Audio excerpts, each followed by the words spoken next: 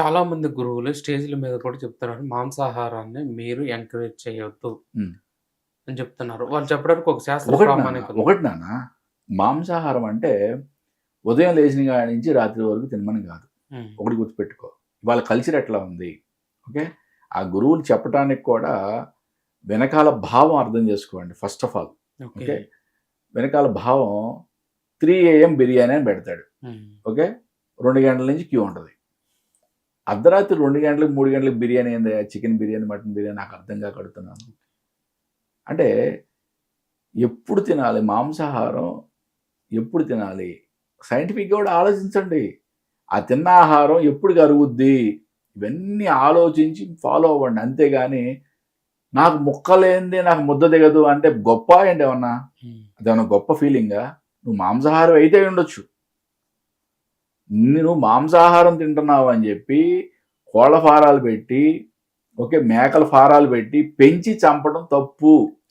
Okay. అది తప్పు. అంతేగాని జీవాల యొక్క బ్యాలెన్సింగ్ కోసం చేసే వాటెవర్ వారానికో, నెలకో నీ ఇష్టం. అదేదో ఉంటది. నీ ఆచారం ప్రకారం. ఎప్పుడో తిన్నావంటే దాని తప్పే కాదు. ఓకే. అంతేగాని పొద్దున్న లేచిన కాడి నుంచి రాత్రి పడుకునే వరకు హ్మ్.